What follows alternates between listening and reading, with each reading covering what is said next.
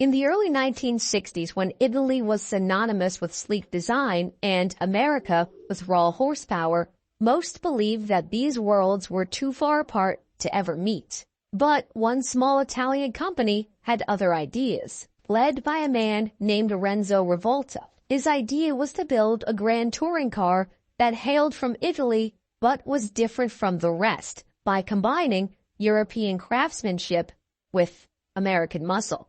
This wasn't going to be just another Italian-built Ferrari fighter. It was a daring hybrid that was designed to punch up a weight class and unseat the likes of Ferrari while severely undercutting them on price and offering a more reliable product. It seemed like the perfect plan and the perfect car. But when the dust settled, just under 800 of these cars were ever built. So what happened? Well, this is the tale of the Ferrari fighter that never really got a chance to fight. The Iso Rivolta. The story of the Iso Rivolta begins in a far less glamorous place than the intro, with a quirky little bubble car, in fact. Remember the odd but iconic BMW Isetta? Yeah, that strange microcar actually traces its origins back to Renzo Rivolta's company. In the aftermath of World War II, as Italy's economy struggled to rebuild, practical and affordable transportation was in high demand. And Iso, initially known for making refrigerators and scooters, saw an opportunity. In 1953, they introduced the Isetta, a small, economical vehicle ideal for the narrow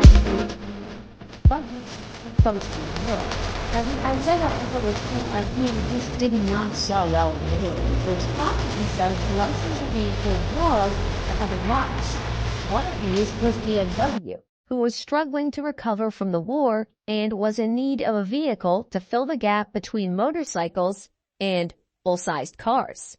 In a pivotal business move, Iso licensed the Isetta production rights to BMW in 1955, and this deal proved to be mutually beneficial. For Iso, the Isetta had served its purpose, and this licensing deal now brought the company financial success and some level of recognition, while BMW turned the little car into a bestseller, which helped secure their future. It was a win-win. In the late 1950s, with the Isetta's success behind him, the owner of Iso, Renzo Rivolta's, ambitions grew further. No longer content to stay in the microcar market, he set his sights on something far grander, a luxurious GT car that could compete with the likes of Ferrari and Maserati. However, there was a practical reality to face. Iso didn't have the resources to develop an exotic, high-strung Italian V12, as well as building an entire car from scratch. Designing an engine of that caliber required immense capital and engineering expertise, both of which were out of reach for such a small company. Instead, Rivolta found a solution that was as clever as it was unconventional. He turned to America, specifically to the American V8s. These engines, in this case, specially sourced from General Motors, offered a trifecta of advantages compared to their Italian V12 counterparts. They offered raw, reliable power at lower production costs, and they were easier to maintain. While Ferrari and Maserati focused on the more complex and temperamental engines, Rivolta saw the American V8 as a way to give his car insane performance without sacrificing durability or pushing the limits of his budget. With the idea and plan for the car fully fledged out, it came time to design Iso's first car post-Isetta. And let's just say Renzo Rivolta enlisted the help of some of the brightest engineers and designers in the world to make his grand touring dream a reality. And Giorgetto Giugiaro was one of them. Working at Bertone, Giugiaro, who would go on to become one of the most celebrated automotive designers in history, penned a design that was sleek, understated, and purposeful.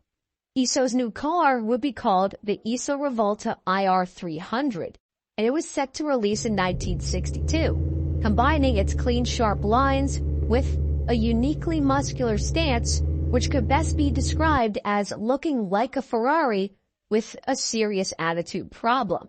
And not to mention that all the body panels were hand-formed from steel as well to ensure that this was the highest quality product they could make. Now, underneath the Rivolta's stunning exterior, Iso also crafted a sophisticated chassis to match.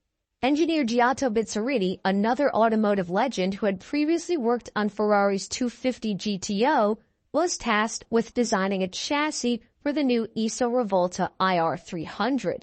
And he developed a steel platform with a tubular frame and a DD-on rear axle, which gave the IR300 many of the benefits of a true independent rear suspension setup, just at a lower production cost, ensuring that the car would handle just as well as it looked.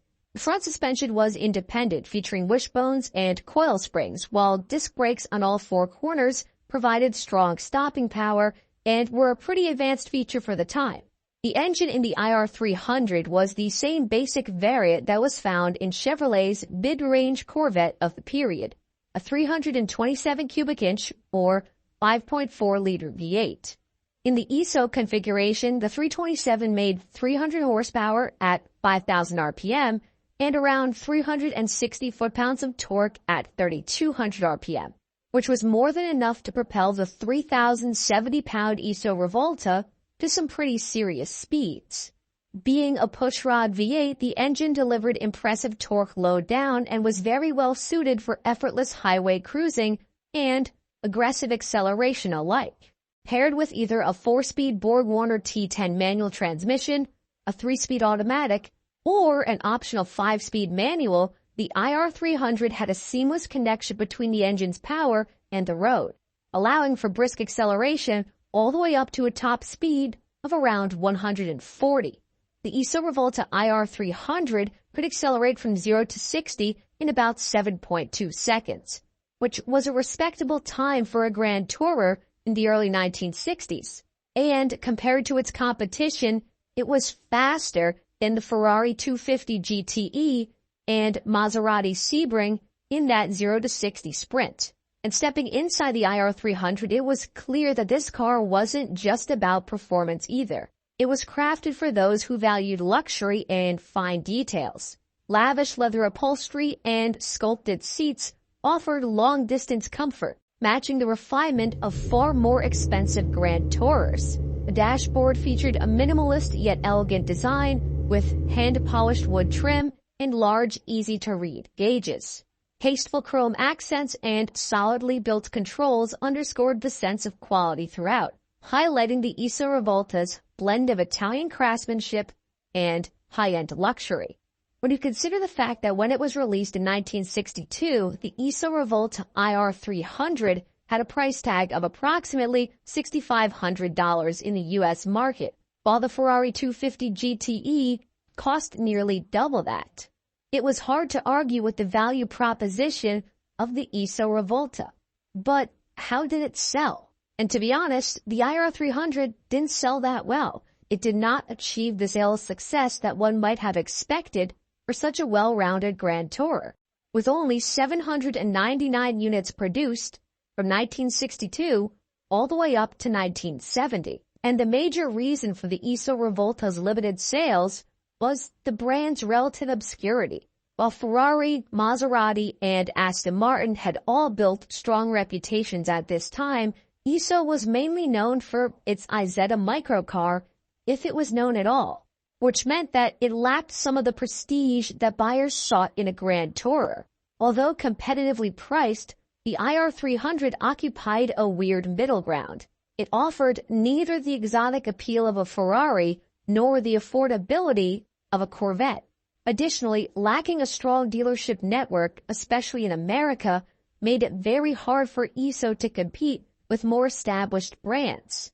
When the IR300 itself, with its American powertrain, would have been an ideal player in the U.S. market had it not been for the lack of dealers and also the fact that you could get a Corvette with the same engine for much less money. In an effort to refresh the IR300, Iso launched the IR340 variant, which utilized a 340 horsepower version of the Chevy 327 small block with a more aggressive camshaft in it. This improved performance but only marginally impacted sales, representing 167 of the 799 cars built before it was killed off in 1970. And the entire company and their other models like the Grifo didn't last much longer either. Which is a shame because with what Iso was able to accomplish in just over a decade in the performance car world, one could only wonder how serious of a competitor to Ferrari they could have been if they just were able to stay in business for another few decades. Despite limited sales during production, the Iso Rivolta IR300 and IR340 have become highly prized by collectors for their unique blend of Italian design and American V8 power. While still overshadowed by brands like Ferrari and Aston Martin, these cars have now started to see their values rise significantly, with well-preserved examples now fetching between $150,000 and $250,000 US. And this surge in value reflects a growing appreciation for the brand and their forward thinking in the time. Though Iso never achieved the fame of its rivals, these cars have found their place in niche automotive history. And that brings us to our closing question. What do you think of the Iso Rivolta? If you had the money back then to buy this, or a Corvette, or even a Ferrari 250 GTE, which one would you have chose back in the day? But as always, thank you all for watching another video. Please make sure to like, share, and subscribe. It really helps me out. But otherwise, I will see you all next time, enthusiasts.